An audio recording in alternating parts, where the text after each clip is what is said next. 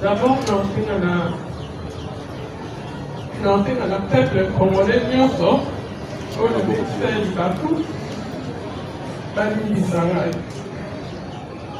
mpe na bandeko na ngai ya mibali oyo bakangama depuis longa mpe nakangama baleki na bakondisio mabe ya kosa ngai bino mpe bolingisa ngai oyo ekomeli ngai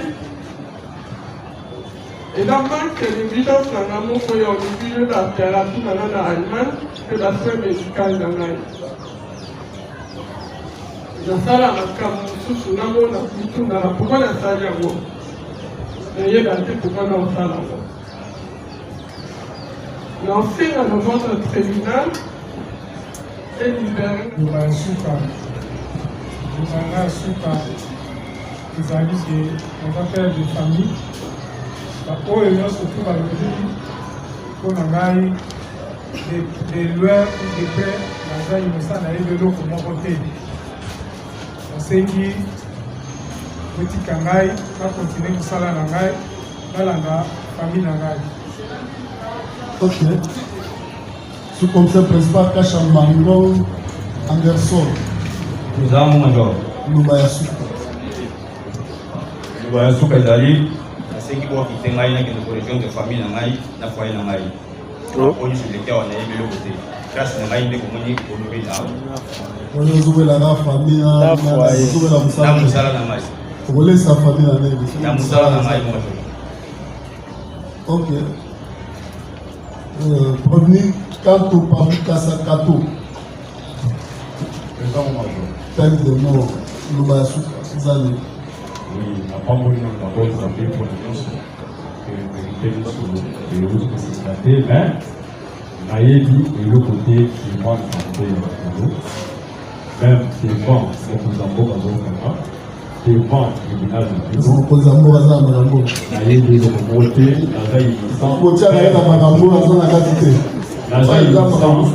Naza innocent, père de famille. La minute sur la détention durant 1 mois et demi, il faut pas travailler, moi c'est pas la non sous les signes là pour le bas, on va voir sur le bien. 5 ans à tribunal Mayo, voilà qui était maillé à zone de parce que nous avons innocent à l'élu. Premier Kingambo à Kingambo, yo petou la loi le ministère public à Sénégal. Vous allez le basou. Merci pour les enfants de la parole. Soyez dans mon pied, vous savez que c'est un moko pour vous m'attendre. J'aimerais bien un zoom à Tata Nana qui est dans sa vie. La voix à la jamais qui vient de la fille. Jamais avec quel jour. Nous sommes là. L'avocat n'a pas eu. Ok. Premier, on aurait une prochaine on a le la perpétuité, bon moyen au Banabolo, le ministère public à Sénégal. Le Bayasuka Ezali. Oui, Ezali, monsieur le président. Merci d'abord pour la parole. La bande de la moment où on a la carte de travail. D'abord, naosenga na peuple congolais nyonso oyo Aseli tribunal a condamné le Maurice et Valé au Bakini à l'appel au ministère public à Rossella. Aseli tribunal a dommage, aseli a préjudice à subir Maurice. Le Honorine a dédommagé Raobank à 50 millions de dollars.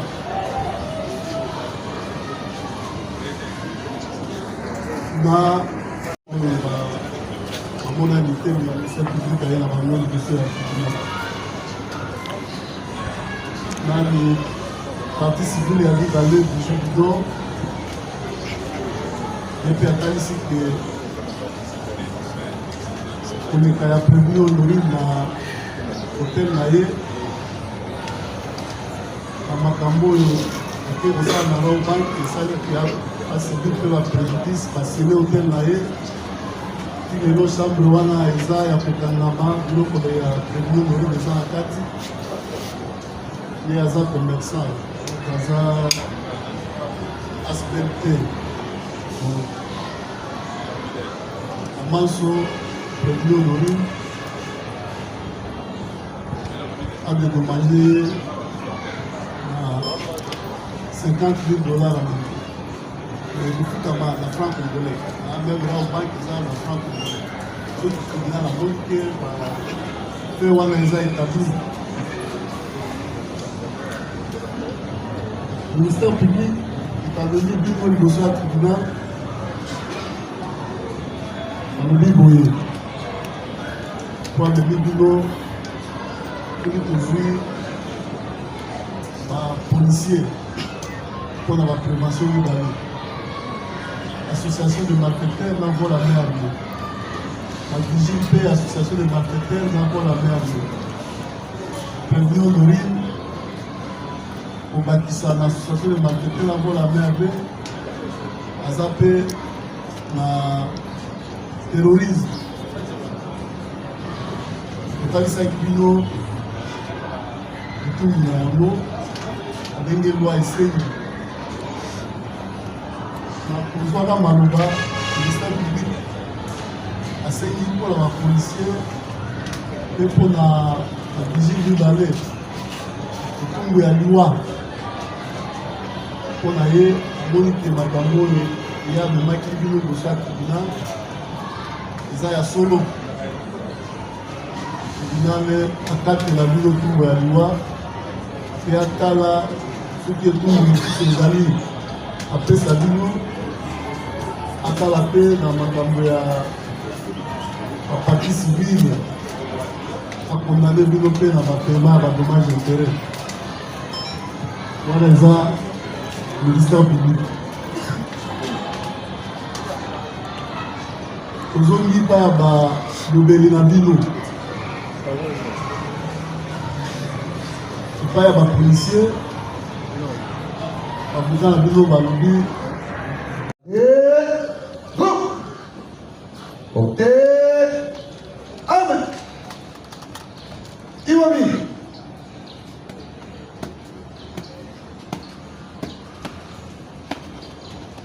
Monsieur le Président du tribunal militaire des garnisons Kinshasa-Gombe, mon major, la police d'audience est rangée pour prendre les honneurs et vous présente les prévenus qui comparaissent à l'audience de ce jour.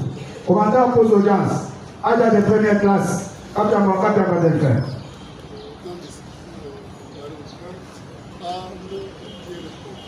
Au revoir, mon major.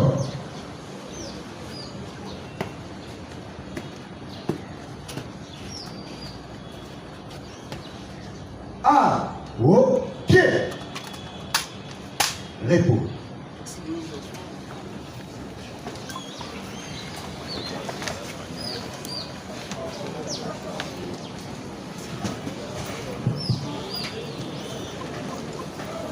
Vous avez la parole pour le tour de l'essai de rôle de ce jour.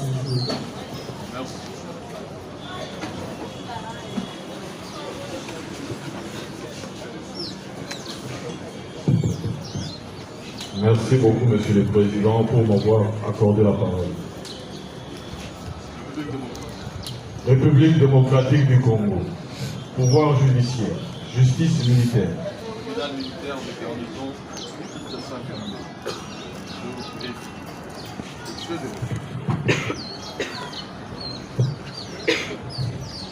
L'audience publique du tribunal militaire de garnison de Kinshasa en procédure de flagrance ce mercredi 19 novembre 2025 dans l'enceinte du Grand Lufungula, situé sous l'avenue des Tuileries, commune de Lingwala, en ville-province de Kinshasa.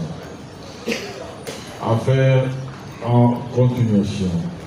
Une seule affaire inscrite à l'ordre du jour, RP numéro 2530/2025, RMP numéro 11569/2025, en cause l'auditeur militaire de garnison, ministère public et les parties civiles, la Roban Kressa et Bijou Bidor, contre le prévenu ci-après.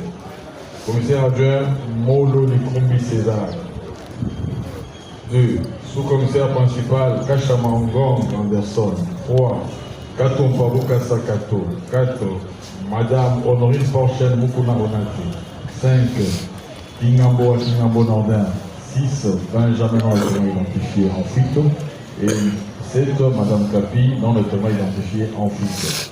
Revenu 2. Association des malfaiteurs, vol à main armée et terrorisme. Fait à Kinshasa le 19 novembre 2025. Bouyembe Sansania Patrick, major, préfet divisionnaire du tribunal militaire de garnison de Kinshasa Gombe.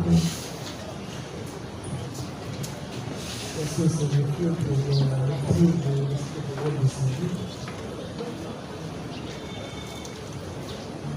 Le rappel de l'affaire sur RP 25 RMP 11 569 barre 5 à cause du code de l'enjeu du statut public, la partie civile ira au bal du bord entre le produit au cas de mort de l'État.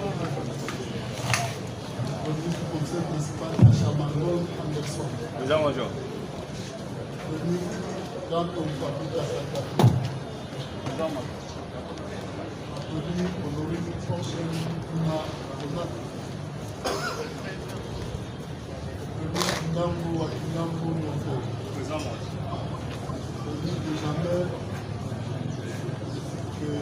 Kapi qui sont en fuite. Au Ghana, alors vous avez la cabinet. Mettre fait d'abord à toutes vos différentes comparaisons. Nous commençons par le parti civil. La partie civile Rabank SA, comparée et représentée par ses conseils. Charles Mouchizi, je suis avocat au barreau de Kinshasa Matete. Charles Mouchizi, je suis avocat au barreau de Kinshasa Matete.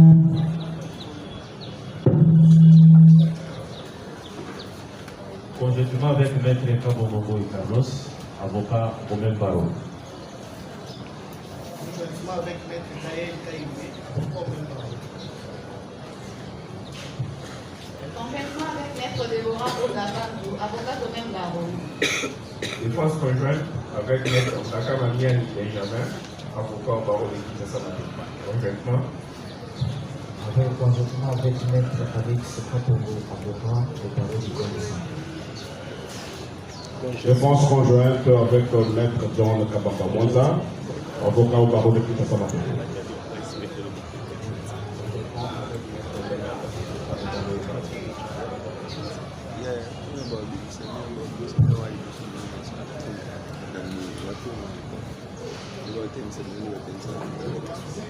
L'autre partie civile. Peut-être à la fin de la pause, la partie civile du lors de comparaison n'est pas également représentée. Nous passons à la défense du président. Merci, Monsieur le Président. Le prévenu Kachamangong Anderson et Molo César, comparé en personne, assisté de leur conseil, Maître Chéri Lokole Dieudonné, je suis avocat au barreau près la cour d'appel de Kinshasa Matete, conjointement. La défense conjointe avec Maître Marcel Mukenge, avocat au barreau de Kinshasa Matete, conjointement. Conjointement avec Maître Enoch Djunga, avocat au barreau d'Istanbul. Conjointement avec Maître Asongo Kassendemate, avocat au barreau d'Istanbul. Défense conjointe avec les commissaires supérieurs adjoints Jado Kosoli, défenseur militaire. Conjointement avec le sous-commissaire principal Augustin Bahati, défenseur militaire. Pour la défense de la prévenue Honorine Porchel, Atoka Samuel, avocat au barreau de Kinshasa. conjointement avec Maître Gabriel Kio. Je suis avocat au barreau de la Cour d'appel de Mandonde conjointement. Défense conjointe avec Maître Massoud Bakala Nathan, avocat au même barreau.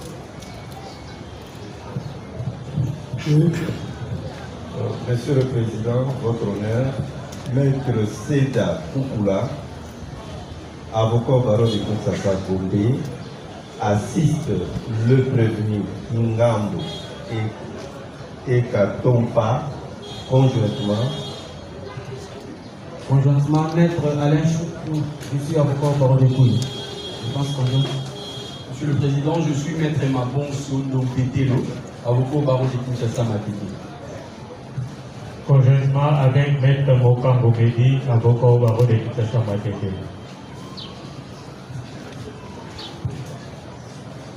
Tout en présentant nos sincères excuses pour l'héritage indépendamment de notre volonté, la partie civile Bijou Bidor, comparée et présentée par son conseil, Maître Moua Djonga, je suis avocat au barreau de l'Équateur.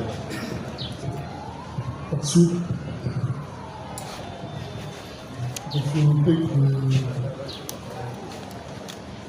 le président comparaisse assister de leur procès.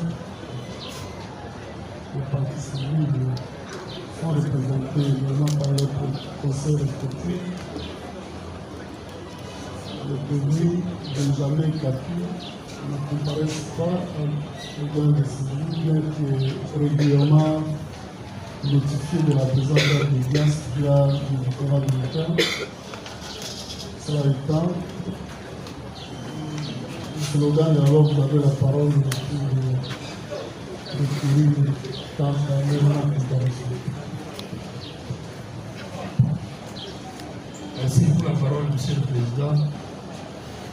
Membre de la composition. Le parti, le prévenu Kapinga et Benjamin, non autrement identifié en cabane. Monsieur le Président, nous sollicitons de votre bureau tribunal afin de pouvoir statuer à l'égard par défaut. Il plaise à votre bureau tribunal, nous conformant aux prescrits des articles 324, 326 et 327 et détenir et retenir les défauts à l'égard. Nous avons dit que Merci au de la loi. Je fais noter que c'est l'exécution du ministère public, ce qui est les articles 304, 26 et 327. Le tribunal retient le défaut à l'égard des prévenus. De votre auguste tribunal, de reprendre carrément mon œuvre. Je sais que le greffier est acté, parce que sinon, il sera question de demander encore au tribunal où est-ce que le greffier s'est arrêté. Donc je crois, et ça, je ne vois pas en quoi ça peut déranger le tribunal. Je voulais au moins avoir votre... En résumé, ce que vous avez déjà dit, parce que le tribunal a l'essentiel de ce que vous avez dit. Vous pouvez résumer aussi. Merci, Monsieur le Président. Hier, lors de notre plaidoirie que nous poursuivons aujourd'hui, Monsieur le Président, nous avions commencé par remercier d'abord votre tribunal qui a assuré de main de maître l'instruction de la présente cause et jusqu'au point où nous sommes arrivés à la plaidoirie dans des conditions aisées. Et j'ai commencé par des observations qui ont consisté dans un premier lieu pour décrire comment notre collectif est organisé. J'ai dit, moi je interviens uniquement pour résumer, faire quelques observations sur le fait et je vais aborder la défense spécifiquement sur les causes des non-imputabilités. Mon estimé confrère, membre du collectif, va, n'est-ce pas, avec l'autorisation de votre tribunal, poursuivre la défense. Cette fois-là, ça sera sur une autre ligne juridique. Et enfin, le troisième viendra parachever l'œuvre avec un dernier élément qui est le dispositif de notre plaidoirie. Ça sont des rappels. Et Monsieur le Président, en termes d'observation, je vais commencer par vous décrire la personnalité de notre cliente, Madame Honorine. Et là, c'est le passage que je le dis. Je vous ai démontré, Monsieur le Président, que cette dame, ce n'était pas pour sa première fois de se retrouver en République démocratique du Congo, précisément à Kinshasa. C'est sa terre natale. Je crois qu'aujourd'hui, ressortissante de la République d'Allemagne, c'était la 5e fois qu'elle était en séjour à Kinshasa. Pour dire que toutes les 4 autres fois qu'elle a été à Kinshasa, elle n'a pas posé l'acte qui justifie, n'est-ce pas, le présent procès, pour des raisons que nous allons vous démontrer tout à l'heure lors de notre plaidoirie. Je relevais aussi, Monsieur le Président, qu'elle est une mère de 4 enfants. Et les 4 enfants vivent avec elle en Allemagne. Je l'ai dit hier qu'au moment où nous plaidons cette cause, ces enfants, à cause de l'absence de leur mère, sont abandonnés à leur triste sort. Surtout que ce voyage, je l'avais décrit hier, je crois, ce n'était pas effectué dans des conditions que toute personne organise son voyage. Pour des raisons aussi que nous allons, n'est-ce pas, développer dans notre plaidoirie. Parce que même les enfants étaient surpris d'apprendre que leur maman était à Kinshasa. Heureusement, l'Allemagne étant un État organisé, ces enfants aujourd'hui sont quand même sous la protection de l'État allemand, quoique sous la cause de cette absence injustifiée de leur maman. Un autre élément, à titre d'observation, Monsieur le Président, je vous ai dit aussi que c'est une femme qui vit en séparation, pour des raisons que nous allons, n'est-ce pas, développer tout à l'heure, parce que la rupture de la relation avec le père de ses enfants était liée au comportement de la dame. Ça a été crié ici et par le ministère public et par le parti civil qu'il y a des choses qui ont été boutiquées et je crois que c'est le moment de redresser les choses et de les dire de manière nette et correcte. Monsieur le Président, je l'ai dit aussi hier que c'est le 11 que la première Honorine avait quitté l'Allemagne, le 12 elle était à Kinshasa, pour un court séjour parce qu'en date du 17, elle devait regarder son pays. Le fait ont été commis le 16, c'est le 17 que son retour dans son pays était prévu. Toutes ces observations, Monsieur le Président, ce n'est pas en vain que nous les formulons et vous allez les découvrir tout à l'heure lorsque nous allons aborder, n'est-ce pas, les aspects juridiques. Nous plaidons dans des conditions où nous avons l'image même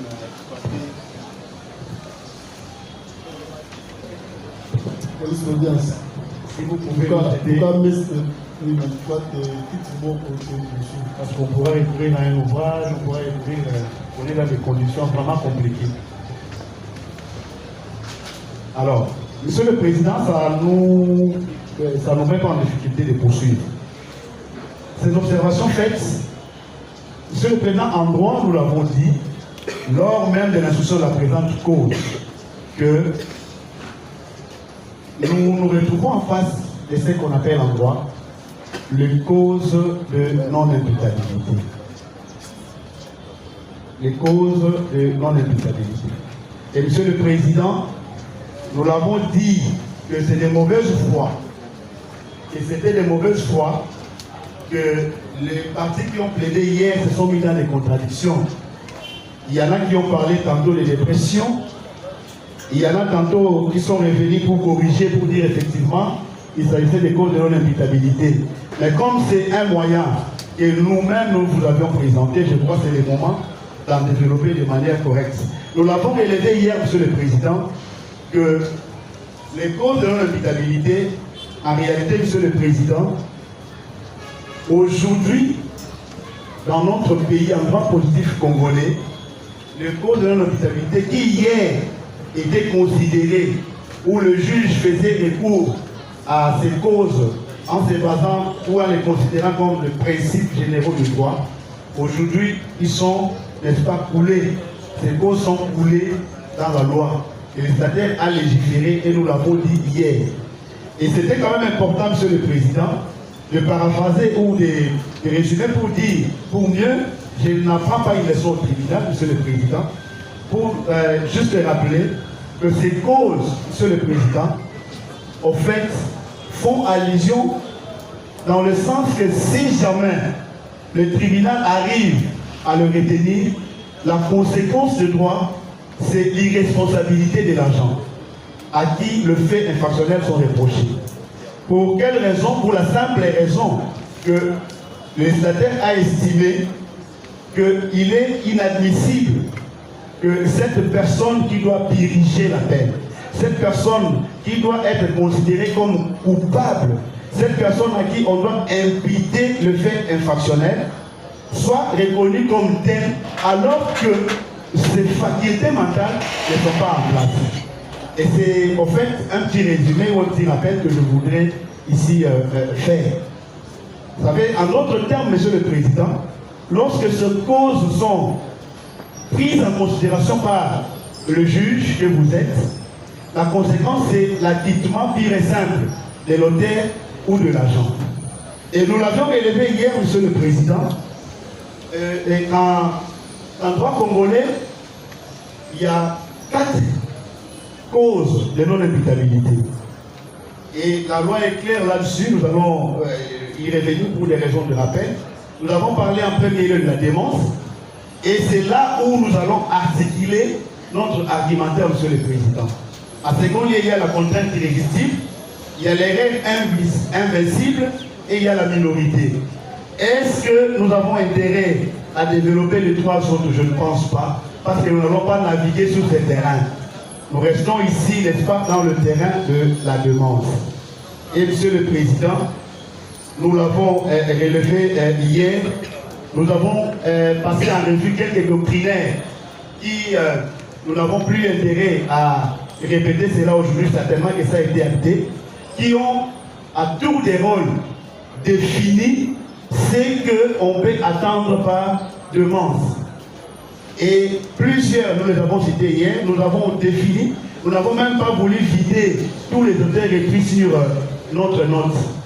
Et dans notre doctrine interne, nous avons fait allusion à l'éminent professeur Nabirungu, Monsieur le Président, et tant d'autres, qui résume en fait la demande sur l'altération, n'est-ce pas, de la faculté mentale d'un individu. S'il faut le résumer, tout ce que ces auteurs ont développé, Monsieur le Président.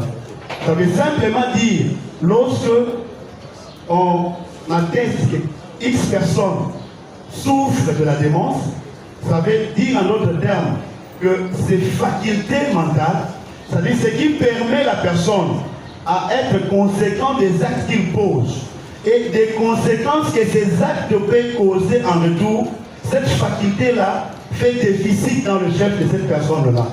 Alors, pour ne pas donner une brèche à toute personne d'exploiter, n'est-ce pas, cette opportunité, le législateur a estimé qu'il faudrait encadrer, n'est-ce pas, ces causes, cet aspect de la démence. Et, Monsieur le Président, nous l'avons relevé hier, et je l'ai dit tantôt, je voudrais ici peut-être revenir sur un auteur qui a défini aussi à sa manière. Je l'ai dit tantôt, je passe en revue. Oui, je l'ai dit, sans faire à rien que je puisse encore lire. Je disais tantôt, Monsieur le Président, que dès lors que la raison qui nous pousse à comprendre, à cerner, à réfléchir pour poser un acte et savoir que l'acte que je suis en train de poser va entraîner telle ou telle conséquence, c'est ce qui pousse le juge à s'assurer que cet acte ici, la personne l'a posé de manière intentionnelle. Et en vertu du principe qui dit bien sûr, nul n'est censé ignorer la loi. on va vous dire, mais cet acte-là que vous avez posé, n'est-ce pas, est interdit par la loi. Et c'est tout à fait normal que le droit qui sont retenus à charge de notre client soit, n'est-ce pas, explicité, commenté par l'organe de la loi comme il l'a fait. D'accord. Mais il se pose maintenant un problème sur cet aspect des choses. Monsieur le Président, nous l'avons dit que la demande, dès lors qu'elle affecte négativement la faculté mentale de l'individu, l'acte posé par celui-ci n'entre plus dans le champ répressif. N'entre plus dans le champ répressif. C'est ça, en fait, en réalité, la conclusion qu'on peut tirer des effets de la demande. C'est-à-dire, ça rend l'agent ou l'auteur de l'acte irresponsable pénalement. Monsieur le Président, ça a été dit hier par l'organe de la loi, mais je crois que c'était à dessein qu'il était en train de développer ces conditions. Il a dit qu'il y a des conditions pour que la demande soit retenue. Nous disons oui, il a raison. La première condition, Monsieur le Président, c'est que la demande doit être contemporaine à l'acte incriminé. Contemporaine à l'acte incriminé. En d'autres termes, Monsieur le Président, c'est une doctrine qui vient éclairer en fait cette pensée. Le prévenu qui, au moment des faits, se trouve dans un état grave de déséquilibre mental, le rendant incapable de contrôler ses actes, bénéficie de la cause de non-imputabilité, même s'il ne se trouve plus dans cet état au moment du jugement. Je suis dans l'ouvrage, je vais passer l'ouvrage de ses confrères, du professeur Nyadiroumou. Monsieur le Président, vous allez le lire, la page 282. 282. Traité du droit pénal général congolais, deuxième édition. Monsieur le Président, il faut maintenant analyser cette première condition par rapport à notre cliente. Est-ce que la demande à laquelle nous faisons allusion est contemporaine par rapport à l'acte incriminé? Nous disons oui. Pourquoi? Nous l'avons relevé hier dans nos observations, Monsieur le Président, que ce n'est pas l'acte aujourd'hui qu'on est en train de lui reprocher qui est l'acte générateur. Cette dame que vous voyez, Monsieur, nous l'avons dit hier, c'est depuis déjà sa minorité qu'elle était victime de ce que la partie Raobank a appelé dépression. Monsieur le Président, elle a fait de mois et de mois dans des centres neuropsychiatriques en Allemagne. Ce que j'ai développé est soutenu par des pièces qui existent dans les dossiers. Et ces pièces-là, ce ne sont pas des pièces qui datent d'aujourd'hui. Il y a un rapport que j'ai déposé, n'est-ce pas, au tribunal. D'ailleurs, ce rapport-là est en langue allemande. Elle vous retrace l'historique avec un commentaire que nous avons fait en français. Vous avez la compétence, l'attitude, Monsieur le Président, de recourir même avec un interprète qui peut vous lire les contenus. Il sait le sceau du centre en question, ça les signatures de médecins, de psychiatres qui ont eu à intervenir pour son cas. Et là, elle n'avait pas l'âge qu'elle a aujourd'hui, Monsieur le Président. Elle n'avait pas l'âge qu'elle a aujourd'hui. Nous sommes en 2003-2006, le fait qu'elle soit en train de développer ici. C'est-à-dire qu'elle était déjà souffrante de cet état de choses, de déficit mental, de la démence, alors qu'elle était encore mineure. Et elle a grandi avec, Monsieur le Président. Elle a grandi avec. Tantôt dans mes observations, je vous ai dit qu'elle est arrivée à ne plus continuer la vie avec celui qu'on appelle le père de ses enfants. Pourquoi? Monsieur le Président, je suis son conseil. L'un de ses conseils, nous avons eu des échanges. Il y a des techniques quand même que nous utilisons lors de la consultation juridique. Cette dame a préféré rompre la relation avec le père de ses enfants parce que c'était devenu comme un poids sur elle. C'est-à-dire, elle voulait se sentir libre, sortir quand elle veut, rentrer quand elle veut. Elle peut passer une nuit, une semaine, un mois dans une soirée et rentrer à la maison.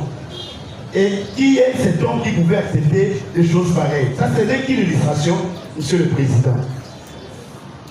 Nous disons que sa démence rentre dans la première condition, contemporaine à l'acte incriminé. Pourquoi? Parce qu'au moment, en date du 16, en posant l'acte, ce n'est pas à cette date-là, Monsieur le Président, qu'elle est venue évoquer devant vous, ou nous, conseils, nous sommes venus évoquer devant vous, qu'elle souffrait de la démence. Non.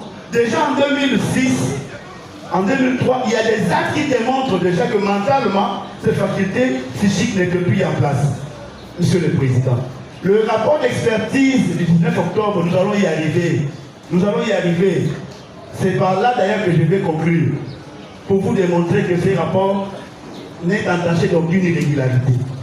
C'est-à-dire, au moment où elle pose l'acte le 16 octobre, elle était déjà dans cet état-là de démence.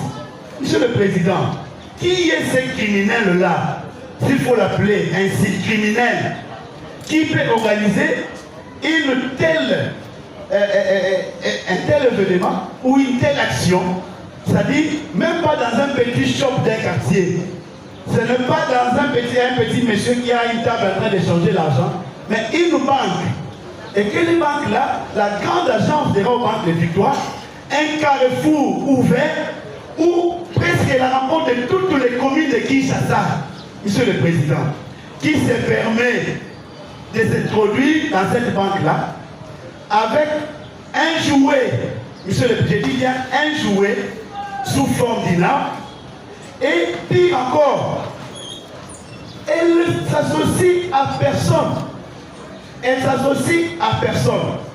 Elle vient seule, elle entre, elle pose l'acte, elle prend le risque même de sortir dans les circonstances que nous avons tous découvert, même lors de la descente.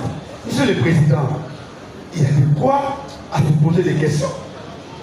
C'est-à-dire, nous avons connu des cas de braquage dans cette ville.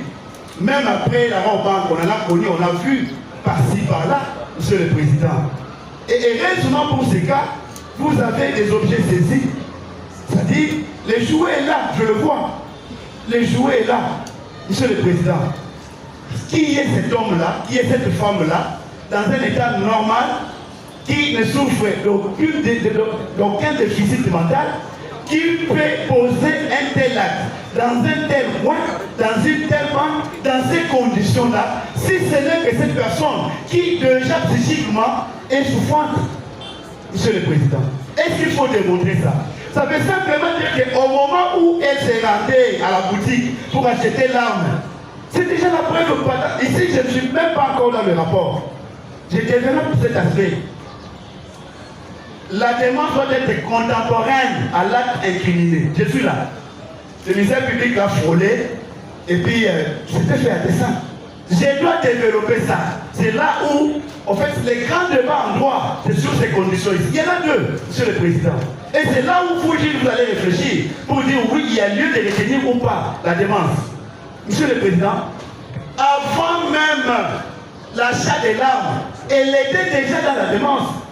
Elle quitte l'Allemagne pour arriver à Kinshasa dans la démence. Elle n'est pas une femme d'affaires. Elle n'est pas venue acheter. Elle est venue ici. Elle n'a rencontré aucun membre de sa famille. Aucun. Elle s'installe dans l'hôtel. Elle pose l'acte. Elle sort comme tout le monde. Monsieur le Président, elle achète les jouets le 15. Le matin, elle sort. Elle prend un motocycliste. Ici, je précise au tribunal, on cite du capi, on cite je ne sais pas moi qui. Monsieur le Président, ce sont des personnes, en fait, que les ministères publics est en train de chercher à citer pour rien. Les motocyclistes, nous tous les prénoms. C'est normal, je prends un motocycliste, je dis, eh, monsieur, vous appelez comment? Je m'appelle Jean-Pierre. Il me transporte. Donc pour autant, je collabore avec cette personne-là. Monsieur le Président, ça c'est un raisonnement erroné. Elle prend la moto comme toute personne. La personne lui dépose devant la banque. Elle voit, ah, on a écrit au banque. Ah, ok, dépose-moi ici. La personne part. Le ministère public se permet de vous dire, écoutez, Benjamin S, moto en marche. Monsieur le Président, c'est quand même grave. Moto, c'est comme si le ministère public était là, donc il a vu la moto. Alors il n'y a même pas la preuve, je ne sais pas moi, la moto était de quelle couleur, c'était dans quelle position, rien n'était. Mais elle se permet d'affirmer des choses comme ça. Monsieur le Président, Je vous dis qu'avant même cet acte-là, cette dame était déjà dans la demande. Elle quitte son pays, elle arrive à Kinshasa. Vous allez lire, ces dépositions sont dans le PV. Elle dit dans sa déposition, j'étais en vacances. J'étais en vacances, je suis venu à Kinshasa. Alors qu'elle n'était même pas en vacances. Je parle à tant qu'elle conseille avec ses enfants. Nous échangeons. Et heureusement, c'est ce qui les apaise parce qu'aujourd'hui, il y a l'aîné qui est majeur, qui chaque jour fait un effort de parler avec moi, avocat. C'est ce qui les apaise. Je leur dis, votre maman est là, elle est en vie, mais voilà, elle a posé un acte et nous sommes devant le juge. Et c'est ce qui les apaise aujourd'hui, Monsieur le Président. Les enfants se réveillent le matin, maman n'est pas là. Mais elle est partie où? Pas de nouvelles.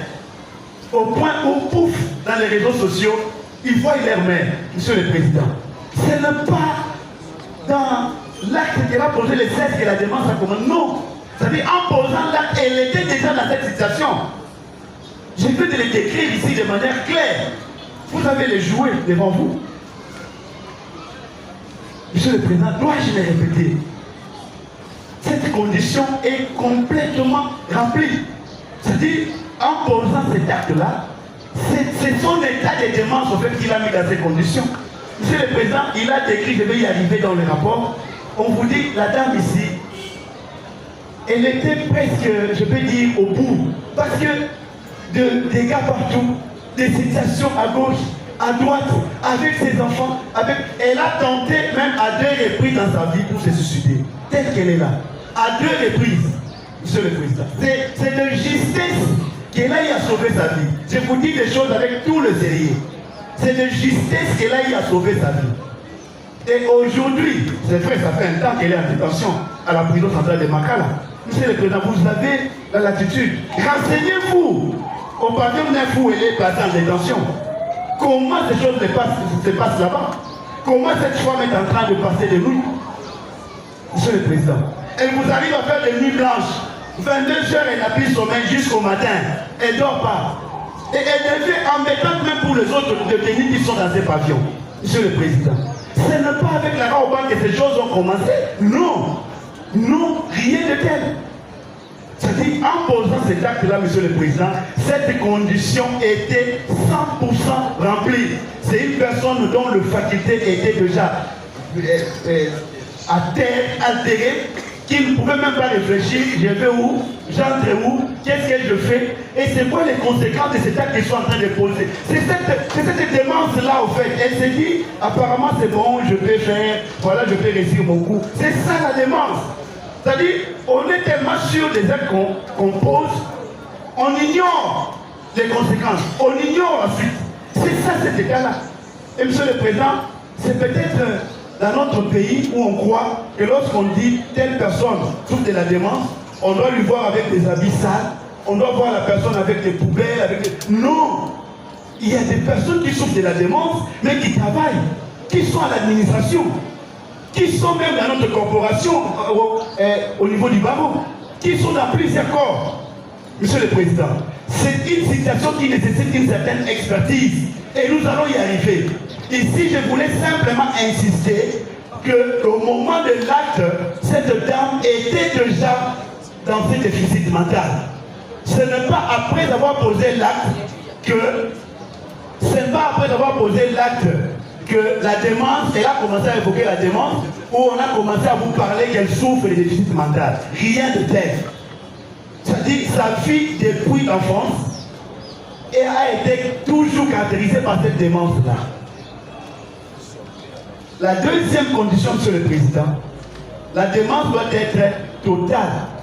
Et Jean Pradel, qui est l'un des pénalistes français, ajoute, la démence doit être totale ou grave. C'est la deuxième condition. Monsieur le Président,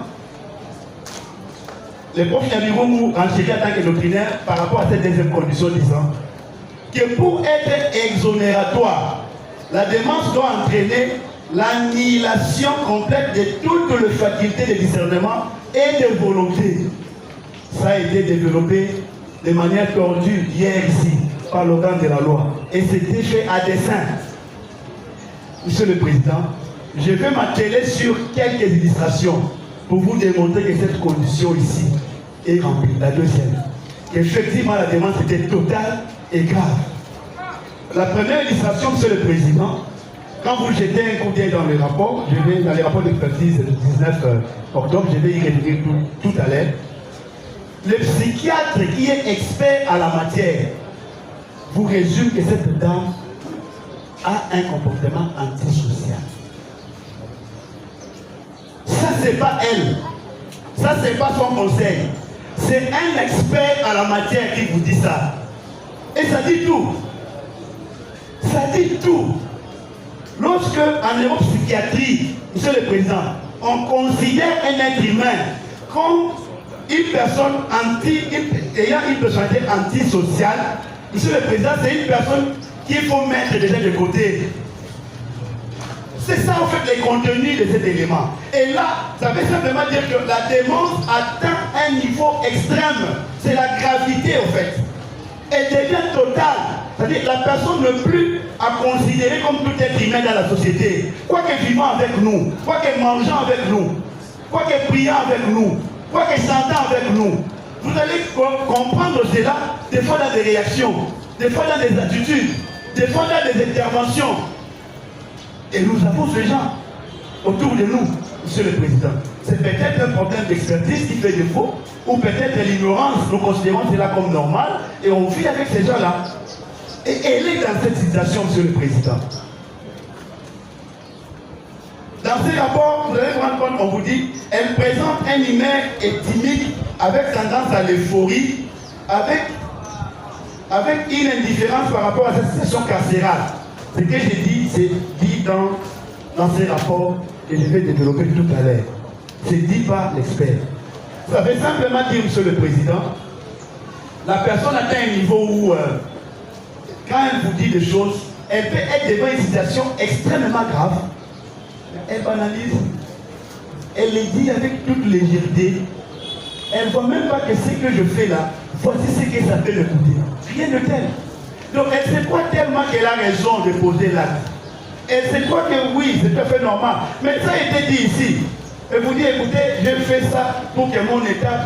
Mais c'est ça le caractère de la gravité de la démence.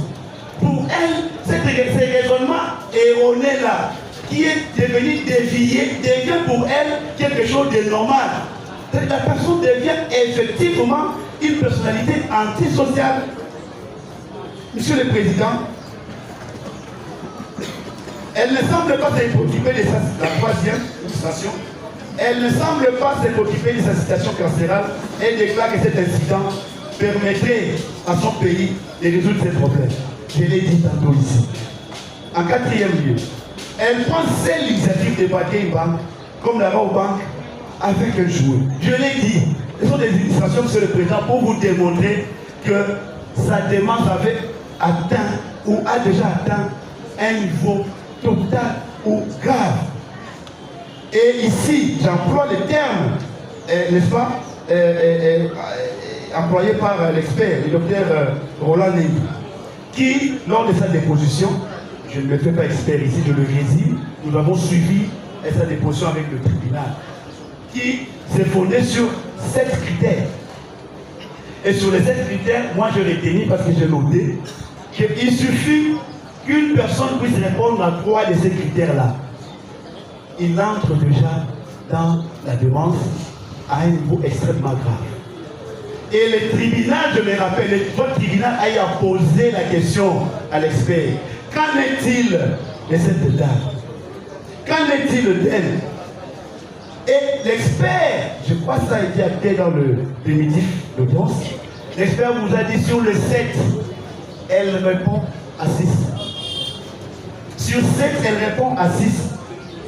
Ça a été pris comme du théâtre, ça a été pris comme de l'aventure, tout a été dit, tout a été développé, alors que c'est lui qui vous développe ces choses, c'est un expert à la matière.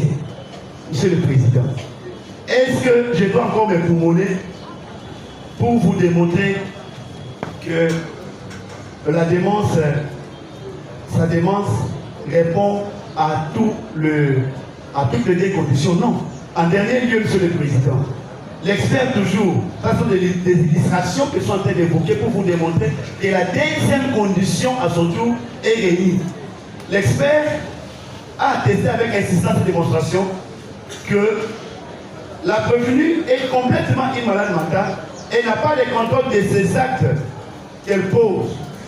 Dans son rapport ici, Monsieur le Président, parmi les recommandations, c'est dit, je l'avais même relevé lors d'une des audiences, et là, il a insisté pour que cette dame soit placée à un suivi neuropsychiatrique.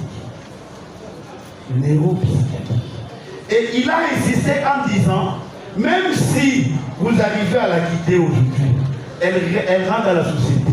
Monsieur le Président, tant qu'il n'y a pas un suivi psychiatrique, peut-être dans un mois, nous allons vivre quelque chose de plus grave que ce qui justifie notre présence en ce lieu. Monsieur le Président, vous êtes en face d'une personne qui remplit toutes les conditions, qui cristallise en réalité la démence dans son chef. Monsieur le Président, je m'en vais à une illustration qui va peut-être nous dépasser tous. Je suis toujours dans l'ouvrage du prof Nalibou, Monsieur le Président, à la page 284. Ici, c'est un cas concret qui est plus grave même que ce que la dame, que votre tribunal est en train de reprocher à la dame. Il dit ceci, Monsieur le Président. Je suis à la page 284. Traité des droits pénals général congolais du prof Nalibou. Il donne un cas. Parce que je ne voulais pas ici m'asseoir que sur le cas de notre client. Je vous donne un cas. Et ici, nous sommes, Monsieur le Président, au XVIIe siècle. C'est le cas que je suis en train d'évoquer. Nous sommes au XVIIe siècle. Précisément 1760 quelques. Monsieur le Président, le cas d'un certain Adfiel qui croyait, suite à sa démence, cette personne-là, Adfiel, croyait que tout le monde, croyait que le monde ici qui nous réunit, touchait à sa fin. Et que selon lui, et selon un ordre de Dieu, il devait les sauver en se sacrifiant. C'est-à-dire, Adfiel qui souffrait de la démence mentale, est arrivé à conclure selon sa maladie là. Il s'est dit, mais apparemment le monde est à la fin. Et en moi, j'ai un pouvoir de sauver ce monde. En me sacrifiant moi. C'est-à-dire, si je me sacrifie, ce monde sera sauvé. Nous sommes au XVIIe siècle, Monsieur le Président. Il a même créé, mis en place une religion. Il met en place une religion. C'est-à-dire, il y a une foule qui a commencé à suivre la doctrine de ce monsieur Adfiel. Et sa religion interdisant cependant le suicide, il décida de tirer sur le roi George III d'Angleterre les jours où celui-ci serait au théâtre, enfin, qu'à son tour, il puisse être pendu. Monsieur le Président, il se permet de tirer, de mettre fin à la vie d'un roi. Vous imaginez les dégâts que ce monsieur avait atteint. C'est-à-dire, pour lui, il s'est dit, quand je vais tuer le roi, après on va m'arrêter. Quand on va m'arrêter, on va me tuer. Et après m'avoir tué, le monde sera sauvé. C'est un cas concret, vous pouvez vérifier, Monsieur le Président. J'ai non seulement lu les professeurs, il y a toute une histoire derrière ces cas ici. C'est parmi les cas qui sont vraiment évoqués à répétition chaque fois qu'il y a des procès qui tournent autour des causes de non-imputabilité. Monsieur le Président, le roi était effectivement atteint, mais de justesse, le roi n'était pas mort. Et en conséquence, Monsieur le Président, quand ce procès a eu lieu, on a démontré noir sur blanc que Adfiel souffrait de la démence. Et la conséquence, Monsieur le Président, même si c'était la vie d'un roi qui était en jeu, qui avait risqué, le monsieur était acquitté. Il était acquitté. Ce que j'ai dit ne vient pas de moi. Je crois le juge mieux outillé que moi à la matière. C'est un cas concret que je vous donne. Et ici, le cas de la dame, c'est vrai. C'est sous cet état-là de démence qu'elle s'est introduite à la banque, oui. Mais moi, je crois que quelque part, il y a quand même des éléments que nous pouvons peut-être pas mettre sur le plan juridique, mais sur le plan social. Aucune perte en vie humaine. Et là, c'est tout un roi qui est ciblé par un individu. Monsieur le Président. Et elle pouvait arriver même à faire cette opération avec une arme à feu. Et justement, elle était malade, elle prend un jouet. Monsieur le Président, c'est pour vous démontrer que l'acte le reproché, oui, c'est vrai, elle est totalement claire avec les tribunaux. Nulle part elle va dire que je n'ai pas pris l'argent. Nulle part elle va dire que je n'ai pas pu entrer à la banque. Elle décrit tout. Elle décrit tout. Mais en conséquence, est-elle pénalement responsable? C'est ça la question de toi. Est-ce que ce fait-là, au regard de son état mental, au regard de ses facultés, vous, tribunal, allez-vous arriver à lui imputer ces faits? C'est ça la question de toi, Monsieur le Président. Je viens de vous évoquer un cas concret. En dépit de la gravité, la personne était acquittée. Juste parce qu'il n'y avait pas de raison qui pouvait justifier qu'il soit condamné. Parce que mentalement, l'acte était posé sans contrôle, sans réfléchir sur ce que je pose comme acte et les conséquences que ça peut entraîner.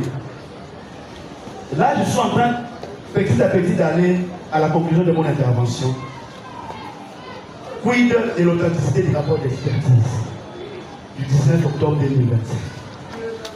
C'est là où je vais conclure, Monsieur le Président, mon intervention, avant que mes estimés confrères puissent me compléter. Le fait passe le 16 octobre. Monsieur le Président, c'est très important. C'est facile à tout juriste de vous développer les principes. Les principes sont connus de tout praticien. Mais les droits logent dans les nuances. Les droits logent dans des exceptions. Les principes, c'est connu de tous. Nous sommes tout à fait d'accord avec le moyen combien pertinent développé par le parti civil, tant le ministère public. Mais, Monsieur le Président, les problèmes se posent au niveau de nuances juridiques. C'est vrai, l'article 49, là, je fais allusion au formalisme. Ça a été développé et par la partie civile romane et par le ministère public. L'expert, je le rapporte. D'abord, c'était en copie. Nous avons fait de notre mieux pour tomber sur l'original. Nous l'avons certifié et la copie certifiée conforme du juge dans le dossier. Ça a été dit ici, on criait en toute force avec énergie. Qui l'a requis? Qui a requis cet expert? Il n'y a que moi, ministère public, qui peut l'ordonner. Il n'y a que vous, tribunal, qui pouvez l'ordonner. Qui l'a requis? Il y en a d'autres qui ont dit, mais oui, c'est vrai, la preuve est libre en droit, en droit pénal. Mais il se pose le problème de la légalité de cette liberté là de la preuve. C'est vrai. Ce sont des principes connus de tout juriste.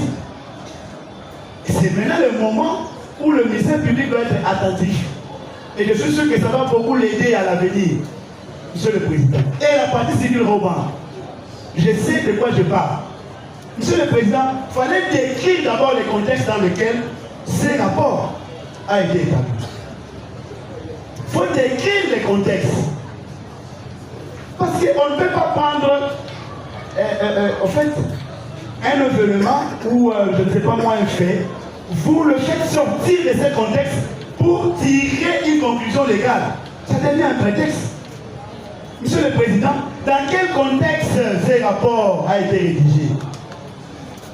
Dois-je reprendre encore les éléments de l'instruction? Non, le ministère public était avec nous.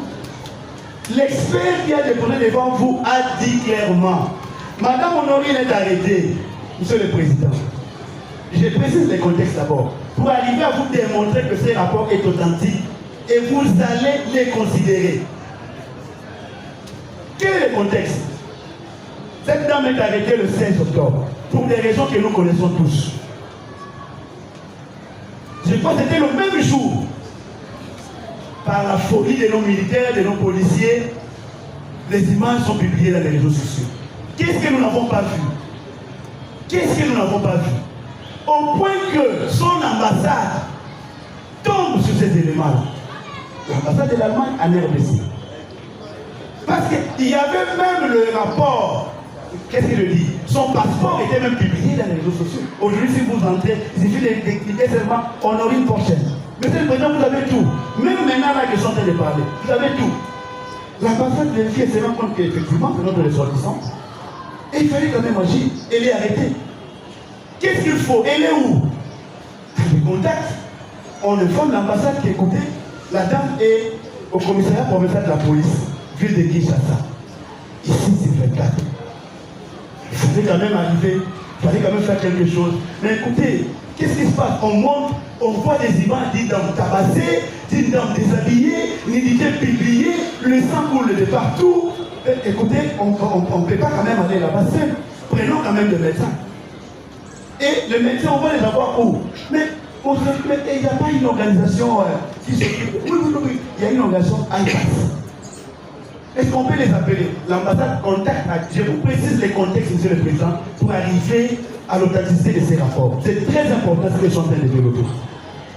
L'ambassade contacte l'organisation. Voilà, nous avons un cas de X dame. Est-ce que vous pouvez nous aider? Mais l'organisation dit, mais écoutez, c'est dans nos attributions. C'est dans le cadre de nos activités. C'est quoi le cas? Voilà, il y a ceci, il y a ceci. Au regard de la narration des faits, l'ambassade, c'est même pas l'ambassade, c'est IPAS qui estime que non. Je crois que ça sera important qu'il y ait quand même un neuropsychiatre. Ce n'est pas l'ambassade qui a fait recours à l'expert qui a déposé sur les ventes. Non. C'est IPAS. Et il a été contacté par un médecin de IPAS qui débarque sur le lieu. Monsieur le Président, les dossiers est au commissariat de la police, comme je l'ai dit, sous les gestions du commissaire divisionnaire, je cite le général-major Kabasele Tianana Valentin Calais. Parce que le nom du général était cité. Mais je donne son nom. C'est devant lui que ces faits se passent. C'est-à-dire, les médecins sont là. En tant qu'OPJ, incident de dossier, est-ce qu'il y avait des raisons de refuser une telle demande? La dame, à ce moment-là, les faits sont passés le 16, monsieur le Président. Le 16, le 17, le 18, cette dame, sans bénéficier d'un quelconque soin. Sans bénéficier d'un quelconque soin. C'est grâce à cette initiative-là que les médecins se pointent et la prennent en charge, monsieur le Président. Et sur le champ, chacun devait, n'est-ce pas, intervenir selon dans les domaines de sa compétence. C'est dit dans ces rapports ici. Ce n'est pas de manière privée que le neuropsychiatre a commencé à posséder. Ce n'est pas de manière individuelle que le médecin Jean-Claude Aïpas a commencé à consulter la dame. Ce n'est pas de manière hasardeuse que le médecin de la police nationale qui est cité dans ces rapports a été autorisé à poser les actes. Et il y a même une sage femme sur le président. Ils sont quatre. Docteur Jean-Claude Moulunda, médecin général IPAS. Docteur Roland Meng, neuropsychiatre, centre neuropsychopathologie de Kinshasa. Madame Cécile Louzolo, sage-femme, chef de service maternité, centre militaire de référence de Luano. Docteur Serge Kabangou, interniste, médecin de la police nationale congolaise. Monsieur le Président, il pose les actes devant le général sus-nommé. Monsieur le Président, ça c'est la première précision de taille. Nous sommes le 19 et ces rapports est un ou deux jours après, monsieur le Président, je suis saisi en tant que conseil. Je devais me rendre au commissariat de la police. Alors que le rendez-vous était pris pour nous retrouver à la police, une heure avant l'heure du rendez-vous, je reçois un coup de fil qui me dit, écoutez, la dame me prie à la police, nous venons de les transférer à l'auditorat général. Monsieur le Président. l'ai dit dans une des audiences ici que la première fois mon contact avec ma cliente, c'était à l'auditoire général. Et nous étions bien reçus par le général Limoulien qui nous a donné suffisamment de temps pour échanger avec la dame. À ce moment-là, monsieur le président, moi qui vous parle, je ne pouvais même pas imaginer qu'il y avait ces rapports. Je vous l'ai dit. Ce que je vous décris, c'est parce que j'ai suivi le cheminement. C'est après, je me dis, ok, maintenant, je dois poser les actes et tout. Mais écoutez, est-ce qu'il n'y a pas quelque chose que vous... Depuis qu'elle a été arrêtée, je tombe sur la photocopie de ce rapport. Monsieur le Président. Je fais de mon mieux pour arriver à voir l'original. Je l'ai dit ici, l'original, ce n'est pas la Casa qui me l'a fourni, c'est l'ONG qui a pris l'initiative de consulter la dame. Alors, le grand problème, monsieur le Président, c'est la valeur à accorder à ces rapports. C'est vrai, quand on évoque l'article 48-49 du Code de procédure pénale, il n'y a pas de loi à faire. La loi est claire. Lorsque l'expert est requis, qui doit le requérir? Le ministère public comme le tribunal le sait. On fait allusion au ciel. Ici, nous sommes dans un cas où un expert pose les actes. Un expert qualifié comme tel, il a décliné son identité devant votre tribunal. Il a eu à démontrer son expertise, mais seulement, ce n'est pas l'organe de la loi, ce n'est pas vous, le tribunal, qui l'avez requis. Est-ce que le contenu versé dans le rapport est vrai ou faux? Le contenu est vrai. Il se pose un problème de formalisme.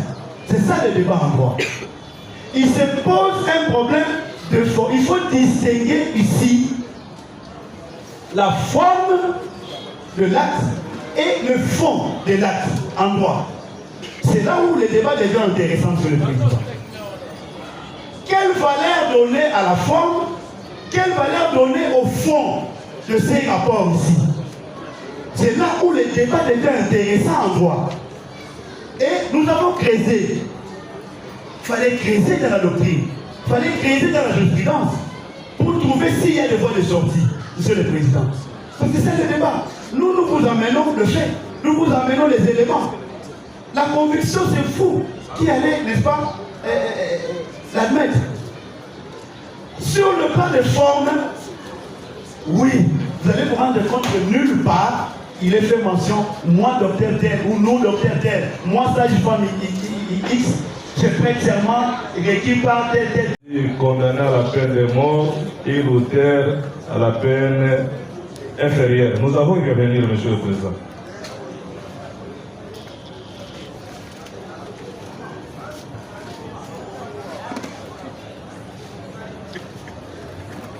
Merci, monsieur le Président, de la parole que vous accordez.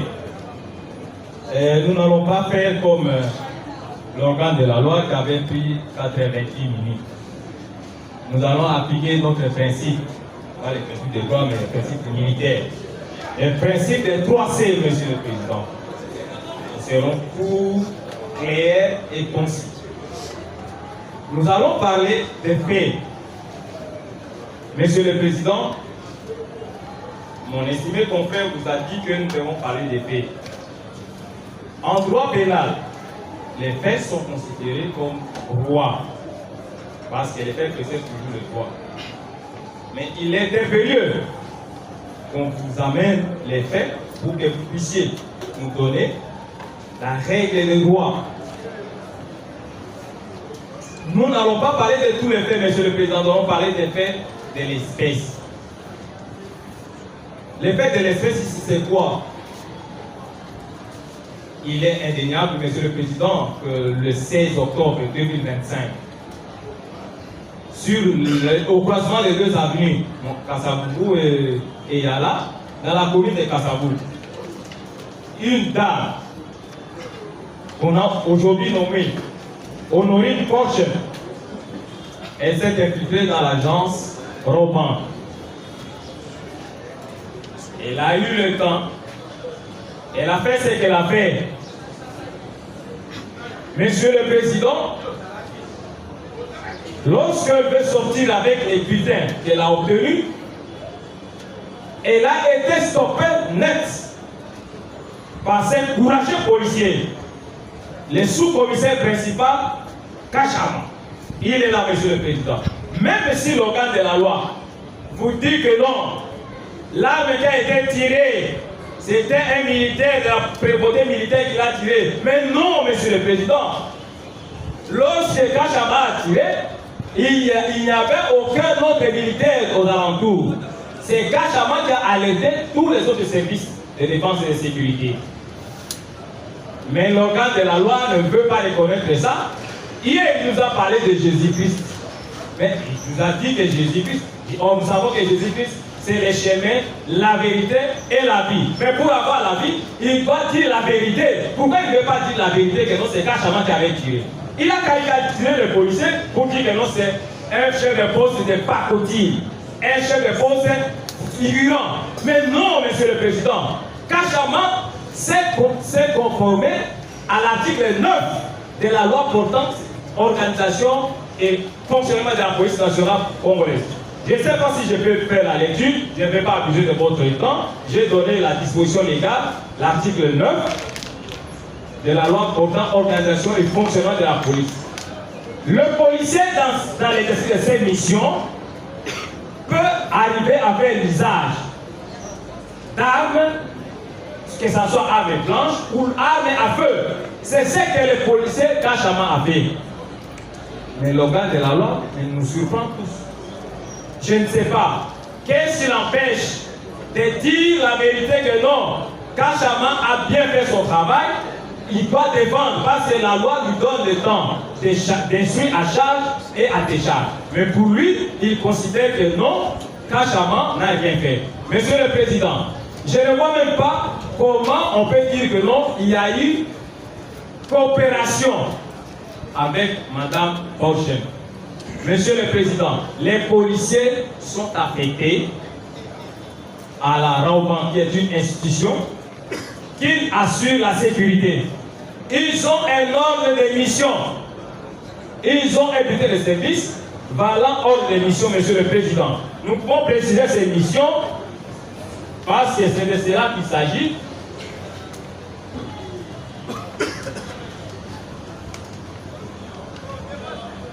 Monsieur le Président, nous commençons par le commissaire adjoint Molo. On lui a donné la mission de réguler la circulation, pas celle de la police de circulation routière. On lui a donné la mission de réguler la circulation routière et organiser les parkings aux installations de la RAOBAN. Et éviter les embouteillages avant, pendant et après les services. En quoi ils sont en complicité avec Madame Porchen? Ça ne tient pas debout.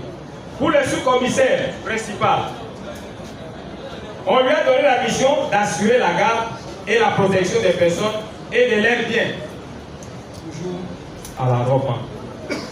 Je ne vois pas les liens juridiques qui peuvent les lier avec Madame Porchen. Monsieur le Président, avec votre autorisation, si vous pouvez déposer sur le banc, la police dedans, si on peut déposer ces pièces sur le banc.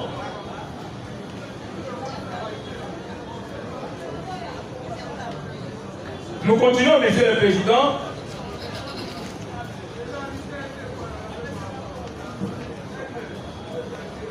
L'organe de la loi a semblé définir l'arme, parce qu'il a dit que non, nos clients ont agi avec participation criminelle.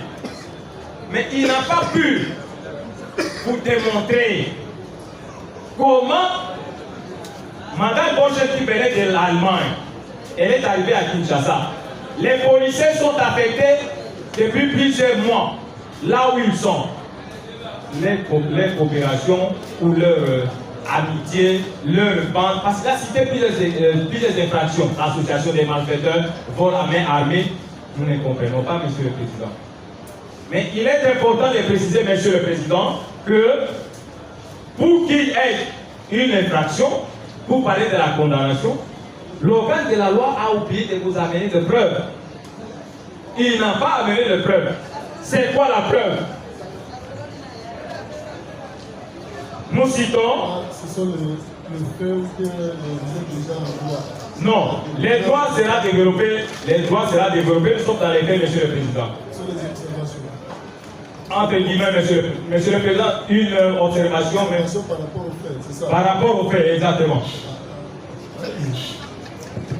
Monsieur le Président, nous disons que l'organe de la loi n'a pas amené de preuves pour condamner nos deux policiers. C'est pourquoi nous disons qu'il était à court d'arguments. Lorsqu'on est à court d'arguments, on devient perplexe. Il était perplexe, pourquoi? Parce que vous avez entendu qu'il a violé même l'article 21 et 23 du Code pénal ordinaire. Si nous pouvons les lire, il a condamné.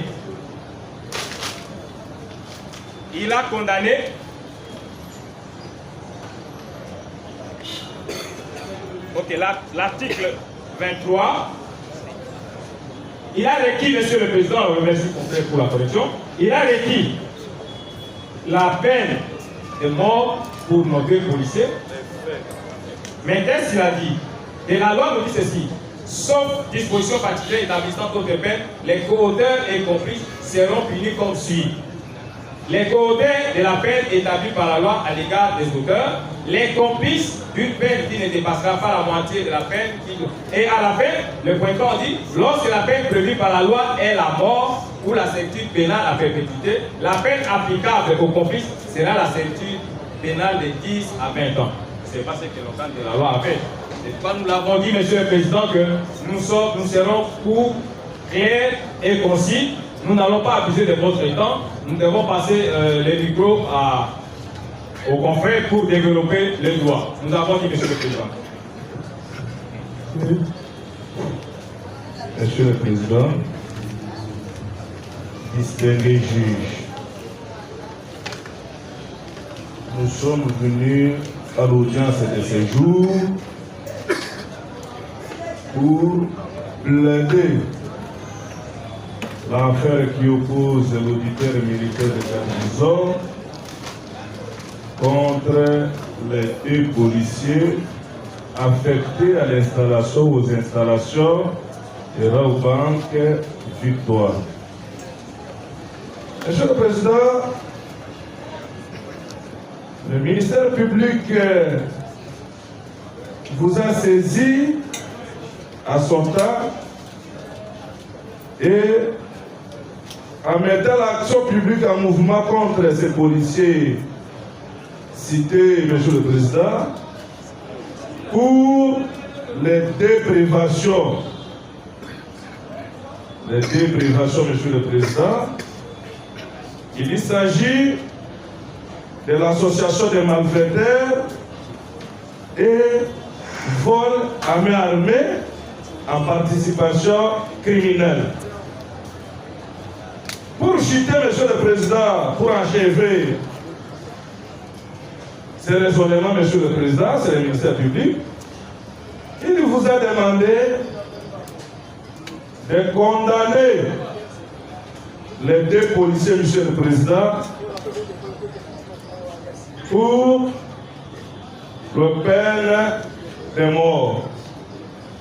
Il vous a aussi demandé, Monsieur le Président, que parce que le comportement des policiers, Monsieur le Président, bien entendu,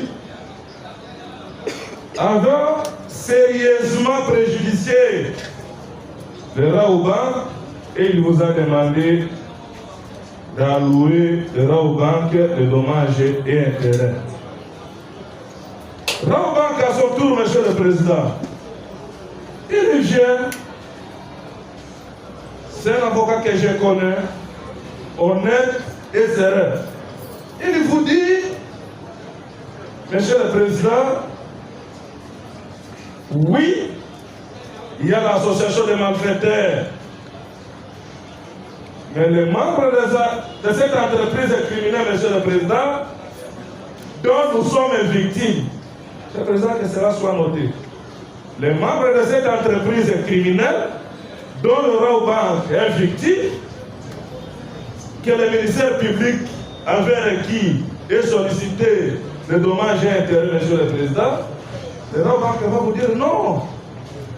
Ici, il n'y avait pas de membres de cette entreprise criminelle, à l'exception de Madame Honorine, accompagnée de Madame Kapi.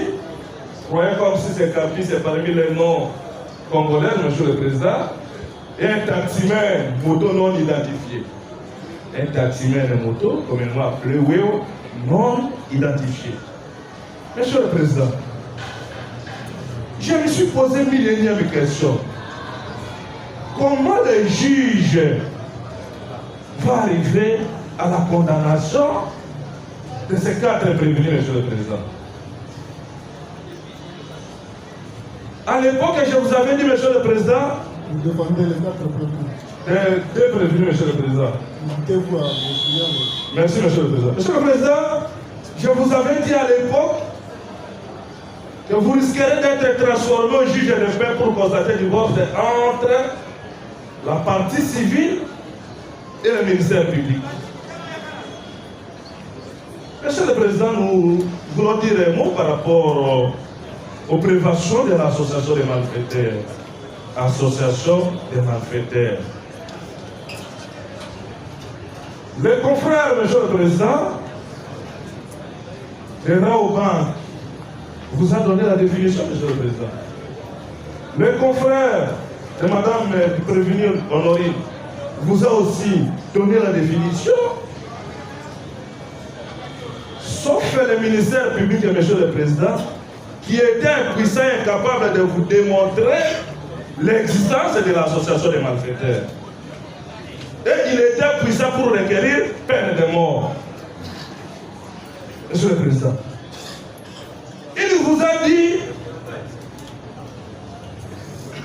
le policier Kachama, du fait de n'être pas présent ou miné de son arme au moment de fait, c'est ce qui signifie dans son entendement participer à une entreprise ou faire partie d'une entreprise criminelle.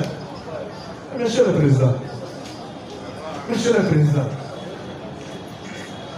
mais le prévenu Kachama n'est pas poursuivi pour l'abandon de poste parce qu'il vous a dit, Monsieur le Président, lorsqu'il vous disait, il utilisait, Monsieur le Président, pendant l'instruction, le terme Luvundu, si je le prononce bien. Non! Le policier qui devait être avec son arme et il a laissé son arme dans son guérite qu'il était allé récupérer. Nous avons posé des questions, nous avons fait poser des questions, Monsieur le Président, au gérant de Raobank pour vous dire, est-ce que les policiers ont comme mission de vérifier ou de contrôler les clients de Raobank? Le Raobank a répondu par non. Monsieur le Président, à l'absence de l'organisation de la bande, parce que la loi vous dit, l'association des malfaiteurs est établie lorsqu'il y a l'organisation de la bande. Est-ce que la bande, quelle bande qui a été organisée? Et les législateurs, Monsieur le Président, ne sont pas limités, Monsieur le Président, pour vous dire de l'organisation de la bande. Ils sont allés extrêmement loin pour vous démontrer, Monsieur le Président, les actes qui devaient être posés par les membres de cette entreprise criminelle. C'est pourquoi le ministère public vous a dit que l'association des malfaiteurs, cette association des malfaiteurs, ont posé les actes de vol en participation criminelle à l'installation de Raobank. Ça, c'est le ministère public. Le Raobank a dit, Monsieur le Président, les membres de cette entreprise criminelle ne sont pas présents, ils sont en fuite, Monsieur le Président. Et il vous demande de condamner les 2 policiers pour le fait d'autrui. Ça, c'est violation de la Constitution, Monsieur le Président. vous ne pouvez pas condamner les deux policiers pour le fait de Mme Ekapi, non autrement identifiée, qu'on ne connaît même pas si elle est de quelle nationalité, et les taximens, les Wewa. Monsieur le Président, distingué juge, dès lors, Monsieur le Président, que l'association des malfaiteurs n'existe pas, vous ne pouvez pas faire allusion. Mais si l'association existe, Monsieur le Président, allez-y comprendre que les membres de cette association ne sont pas sur place ici. Monsieur le Président, distingué juge, la loi adhérant au soutien par un conseil sur le système de la Covid-19. Covid-19 signifie quoi? Ça signifie que s'il y a une seule personne qui a suivi le docteur, et pourquoi ne pas l'amener seul? S'il y en a 5, on les amène 5. Nous raisonnons en droit. Nous raisonnons pas en termes d'effets sociaux. Là-bas, à la cité, c'est le système de la Covid-19. Non, nous avons raisonné en droit. Monsieur le Président, après avoir constaté que notre réquisitoire n'a pas été énervé par toutes les parties, tous les prévenus et leurs conseils, notre réquisitoire est resté la pointure. Les raisons pour lesquelles, comme il n'a pas été énervé, nous ne voyons pas pourquoi nous devons encore répliquer. Parce qu'il n'y a rien. C'est idéal. On ne peut pas. Idéal, il n'y a rien. Il n'y a rien de ce côté-là. Raison pour laquelle, Monsieur le Président de Stéguéji, nous réitérons notre réquisitoire. Et nous avons dit. Côté défense, 3 minutes de Merci de la parole, Monsieur le Président. Nous allons faire qu'on dise que c'est 3 minutes. Je pourrais utiliser peut-être une. Monsieur le Président, nous sommes vraiment apaisés. Pourquoi? Parce que dans les répliques des partis civils comme de l'organe de la loi, aucune des parties est arrivée à nous rencontrer quant à l'authenticité du rapport d'expertise médicale. Aucune des parties, je le dis bien, et ils disent que leurs moyens ne sont pas énervés. Ça nous apaise. Le second mot que nous pouvons vous dire, Monsieur le Président, heureusement que vous ne statuez pas sur base des états d'âme, vous ne statuez pas sur base des réseaux sociaux, vous statuez sur base de la loi et nous vous avons donné toutes les références. Monsieur le Président, nous croyons que votre tribunal, que nous avons toujours connu, restera toujours celui-là que nous avons connu dans sa sagacité. Et vous aurez ce courage-là de vous référer à la loi, rien qu'à la loi, pour dire le vrai droit. Je passe la parole à mon esprit confrère pour le quelques minutes qui restent.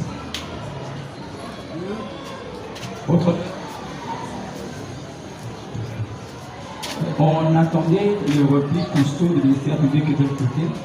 Nous avons trouvé qu'il n'y a pas grand-chose qui a été développé.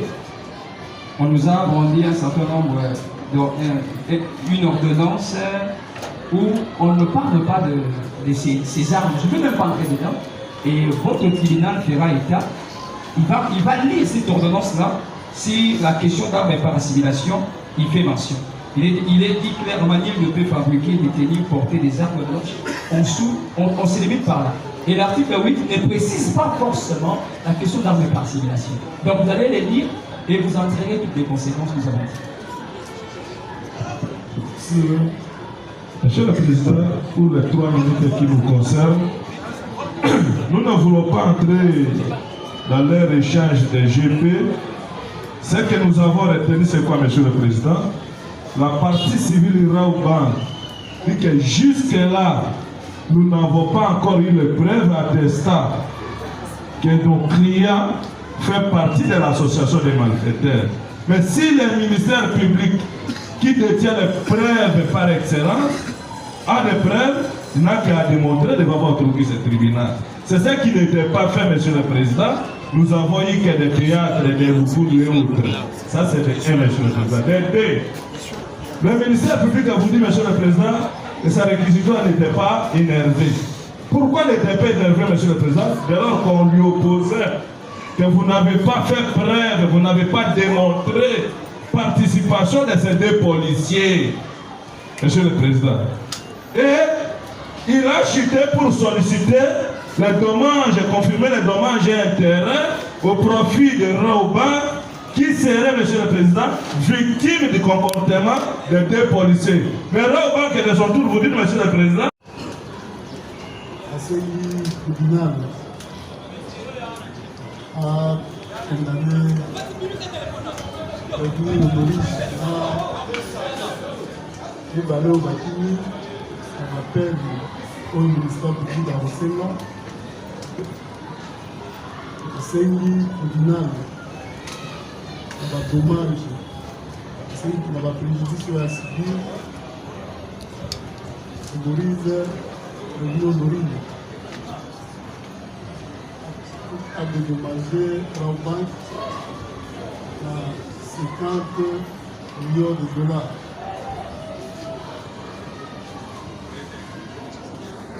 À mon avis, le ministère public a eu la manière de se faire.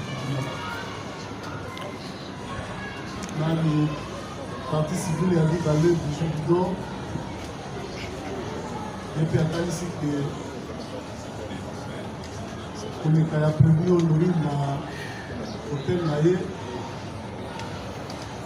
à Makambo et on a un Raobank et ça qui a subi la préjudice parce que l'hôtel Naye qui est le chambre wana eza ya kokangama biloko ya prévu au Nourri déjà à Kati et aza commerçant aza aspecté Manso, prévu au Nourri, a dédommagé 50 000 dollars à l'année. Mais il faut que la franc congolais, la même grande banque, ils ont la franc congolais. Tout ce qui est la banque, fait où on les a établis. Le ministère public est venu dire négocier à tribunal. On dit boyer. Pour le bibino, pour les policiers, pour la prévention de l'année. L'association de malfaiteurs n'envoie la main à nous. La DGP, association de malfaiteurs, n'envoie la main à nous. Prévenu au Nourri, au bâtissant, l'association de malfaiteurs n'envoie la main à nous. À Zapé, la terrorisme. Totalisa Kibino, tout le monde, avec des lois essayées. Pour voir Malouba, le ministère public a essayé pour la policier et pour la vigile d'aller. Pour la loi, pour la monite Magambo, il y a le mec qui vient de chaque tribunal. Ils ont solo. Le tribunal attaque la ville autour de la loi. Et à la ce qui est tout les amis. Après ça dit nous. À la paix dans la partie civile, à condamner le paix dans le paiement à dommage d'intérêt. Voilà le ministère public. Aujourd'hui, pas le Bélinabino. Il n'y a pas de policier. Il y a des policiers. Celui d'aller, le tribunal Atika Bigo. Parce que déjà, le parti civil ira au bal, parce qu'il y a pour ça la carte. Au Samba na Bango, batie bino na kati ya makambo wana te ezala bino bapolisier ezala bavigile mibale oyo baza na ngabo yango ezala bino ezala bino cadre wana balobeli na bino basengi tribunal atika bino parce que preuve eza te amemi bino kaka ndenge wana koza bainosa na oyo etali prévenu honorite bavoka na ye to balobeli na ye ake na 3 niveau niveau ya liboso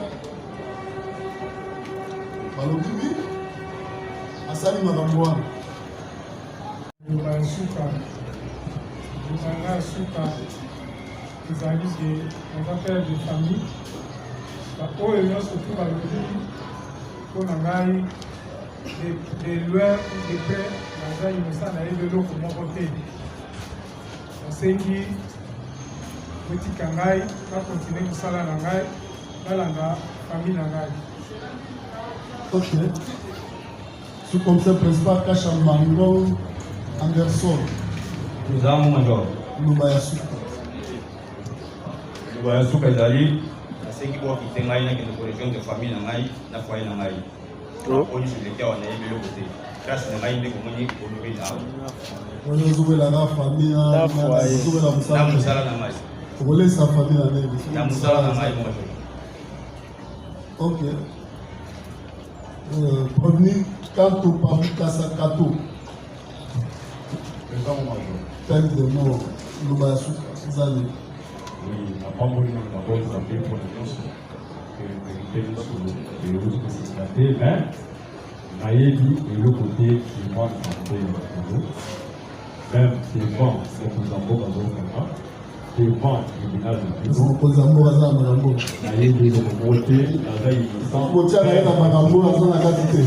Nazaï innocent. Nazaï innocent, père de famille. La minute sur la détention durant 1 mois et demi, il faut pas travailler, moi c'est pas la faut savoir. C'est la zone de l'histoire. Nous sommes ici, là, nous sommes là, on va voir sur le bien. 5 ans, le tribunal de l'eau, voilà, qui témoigne la zone de l'histoire parce que nous avons ça, là, il est là. Premier Kingambo, Kingambo, Yopetou, la loi, le ministère public à Sénégal. Vous avez le basso. Merci pour les apprendre la parole.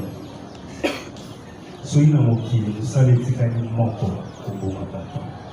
J'aimerais bien un zoom à Kaka na l'équipe nationale. La voix n'a jamais criminel de la fille.